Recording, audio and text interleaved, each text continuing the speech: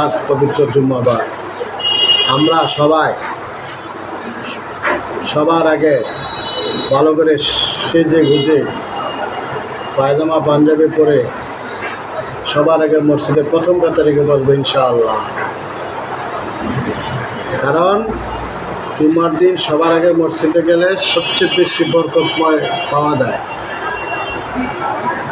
আল্লাহ সুবহানাহু ওয়া তাআলা বলছেন, তোমরা মিথ্যা কথা বলিও না। মিথ্যা সমস্ত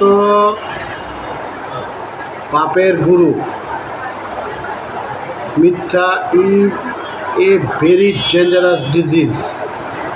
আসুন আমরা মিথ্যাকে বর্জন করি। যারা মিথ্যা কথা বলে তাদেরকে এড়িয়ে চলি। কারণ যে কোনো সময় যে কোনো মুহূর্তে মিথ্যাবাদী নিজের স্বার্থে গ্রামের কোনো প্রভাবশালী ব্যক্তির কাছে গিয়ে অন্যের কাছে যার সাথে তার মনোমালিন্য বা রেশারেশি তার সম্বন্ধে মিথ্যা কথা বলে তাকে ফাঁসানোর চেষ্টা করবে।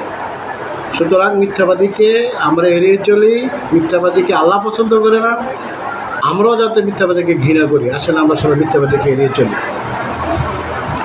যারা মিথ্যা কথা বলে তারা মসজিদের ইমাম হোক, খতিব হোক, মুয়াজ্জিন হোক, খাদেম হোক, মাদ্রাসার শিক্ষক হোক, তাদের আবাদত বন্দেগী কবুল হবে না। মিথ্যাবাদীর আবাদত কোনোদিন আল্লাহ রাব্বুল আলামিন কবুল করবেন না। আপনি মিথ্যা কথা বলবেন, আপনার মসজিদে গিয়া নামাজ পড়াইবেন, আজান দিবেন, মাস্টারদার শিক্ষক, কোনো লাভ হবে না। মসজিদে গিয়া যাইতে পারবেন, কোনো ফয়সালা হবে না। আল্লাহ এদের কোনো ন্যাক বরকত দান করবে না। আগে মিথ্যা পরিহার করুন, তারপর হিংসা পরিহার করুন।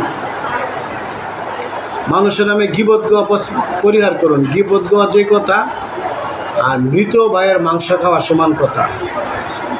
হিংসা, বিদ্বেষ, গীবত এবং মিথ্যা, এই তিনটা যার মধ্যে আছে ওই ব্যক্তিকে আমরা সবাই অ্যাভয়েড করে চলি। কারণ তারা সমাজ ধ্বংসকারী লোক।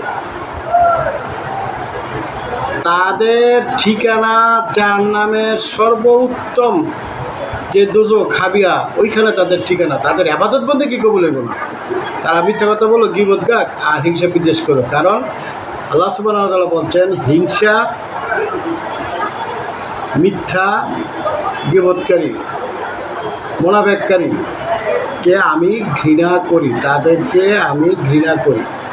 সুতরাং আল্লাহকে সন্তুষ্ট করতে হলে এগুলি ছাড়তে হবে ইনশাআল্লাহ। আমরা সবাই ভালো থাকি। জুম্মা শুভেচ্ছা। সবাই ভালো থাকি ইনশাআল্লাহ। আসসালামু আলাইকুম।